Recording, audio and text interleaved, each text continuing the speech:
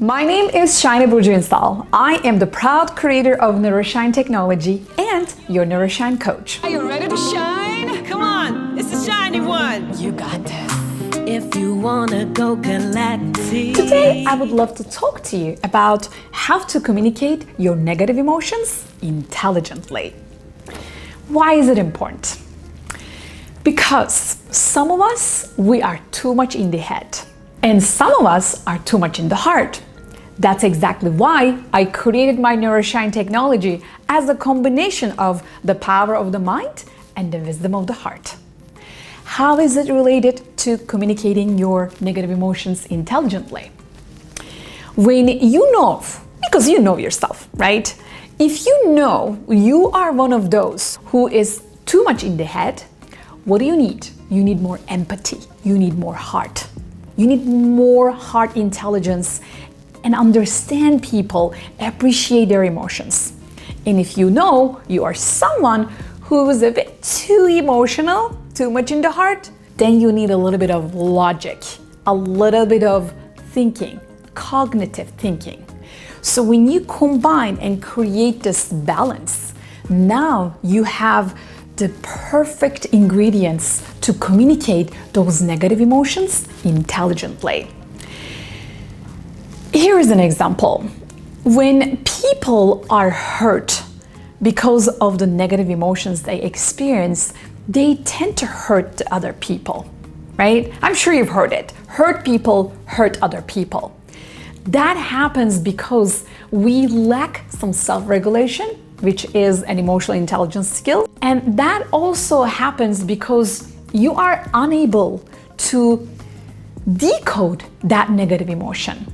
That's why I would love to share some tips with you, some strategies, so that you can find an intelligent way to communicate those emotions not only to yourself, but to others. Here's number one.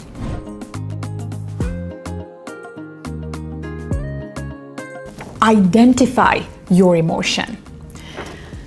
Most of the time, we are not even aware how we are feeling. Even if we are, we don't know the name of that specific emotion. If you're feeling angry, maybe you're saying you are furious. If you are feeling frustrated, maybe you're saying I'm annoyed. If you're feeling annoyed, maybe you're saying you're angry.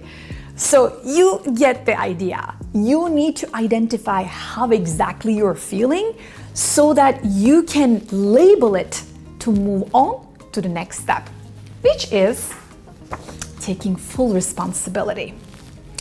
Here is the mindset. When you take full responsibility of your thoughts, actions, emotions, behaviors, and even how to say something and how to listen to someone, then you're in charge. Nobody has the power to do an open heart surgery to you and put a negative emotion into your heart, correct? That is your system. That is your brain and heart communicating and creating and generating that emotion. So you are absolutely 100% responsible. I know it may sound weird to you if you're hearing it for the first time, because you might be saying, no, but you don't understand, Shiny. The way the people talk is just rude. You know, they make me annoyed.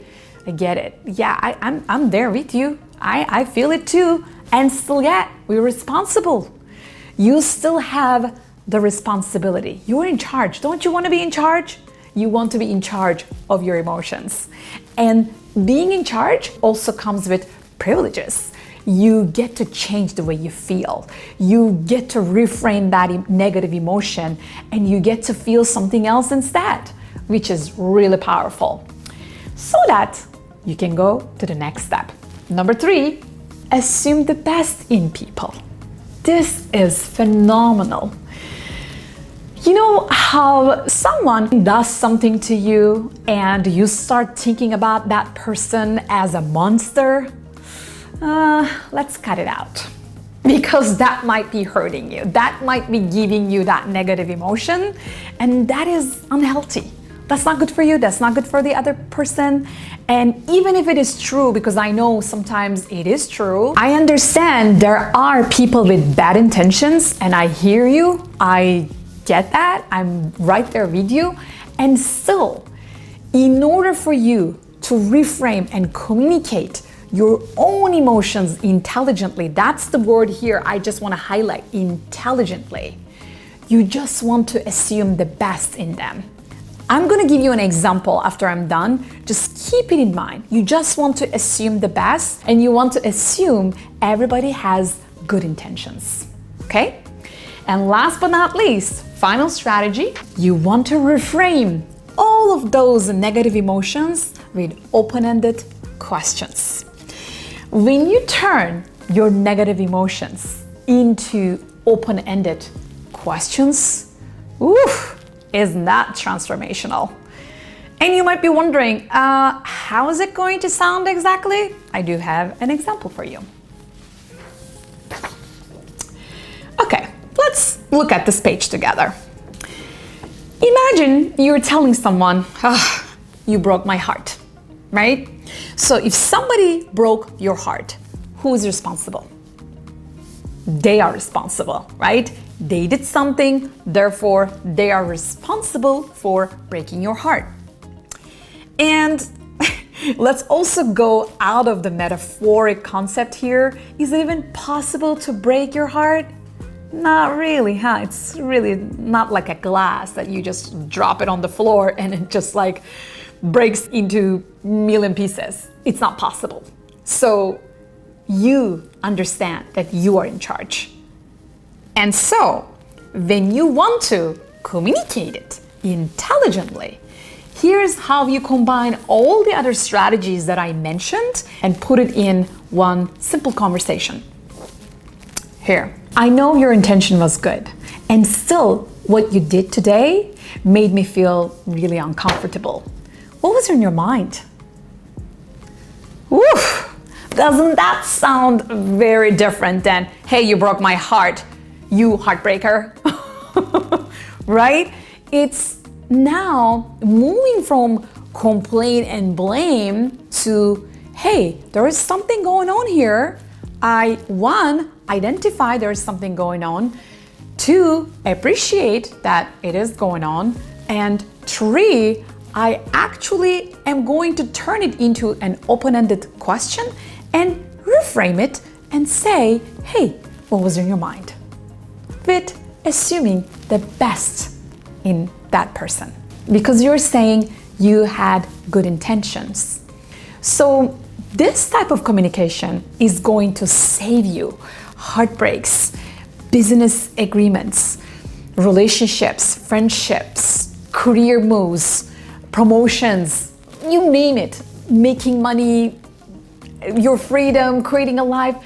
You are going to save yourself a lifetime if you create the habit of communicating that way instead of blaming people and making them feel guilty.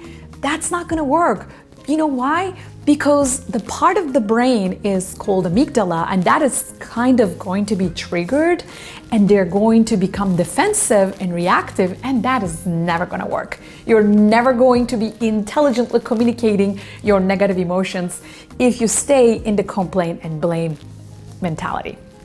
So, I hope this video helped you. I hope you loved these 4 strategies, and I hope you're going to practice what you learned so that you can become a better communicator. If you like this video, please share it with your friends so that they can also improve their communication skills, and subscribe to my channel so that you can watch even more content on communication, leadership development, neuro-linguistic programming, coaching, and emotional intelligence. Listen, we need you to become better, because we can only make this world a better place with more love and shiny minds. Absolutely.